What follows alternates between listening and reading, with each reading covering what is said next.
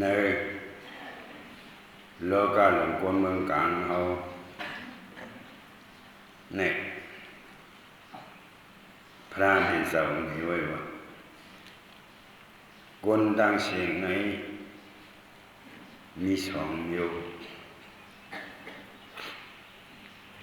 กวนสองอยู่ในปีสามบ่อนปาละก้อนหนึ่งปัญจิตะก้อนหนึ่งมีก้อนนี้ยัง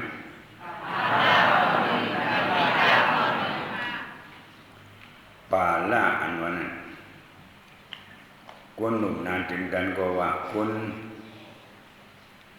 มึกมือก็ว่านี่จะห้องว่าปาละผู้เมือ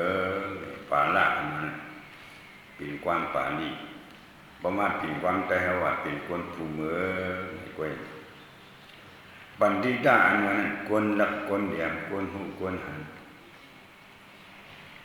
ในการในโลกาหลงเนี่ยมีคนไว้สองก้อนในคนสองก้อนนี้เป็นคนหลังกันเหมือนกันก็ไปเห็นคนสองก้อนนี้เอามาให้ตีดาดานนั่นก็คนบ่เนี่ยลูกกะไหลมาเนี่ยบ่มาด้วยเนยเฮาบ่ฮู้จักดีลูกบ่เปลี่ยนมาคันทะดูใส่ลงในลูกกะไหลมาบ่เนี่ยเกเลยด้วยเอาในล็อกหน้าปัดเนี่ยหมายหนึ่งนั่นก็มีในหมายหนึ่งนี่มันมีสาในมันฮ้องว่าอติ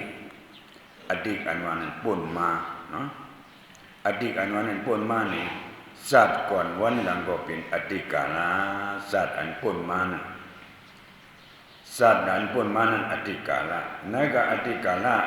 สัตว์อันป่นมานั้นนี่ก็คนสองคนนี่อยู่เฮ็ดสังบ่อนด้วยกันนี่เป็นอย่างในเป็นอย่างคนสองคนนี่ลูกกะดีในมาอวิชชาลองอ่านนั้นผู้ขันเสสารตระมันคนตามหมอเนี่ยอยู่ในอวิชชาคนสองคนนี่อยู่ในอวิชชานั่นกันอวิชชาอันว่าอันอัมหูเสสารตระนั้นสองห้องว่าอวิชชาก็เบออวิชชาลงนั้นซุ่มกุมงำตันเสียอันดีอันจ้าหมดจักเพหมอควายช้างหมอดึกย้วยนี่แหละจังมาเป็นอย่างนี้สังขารา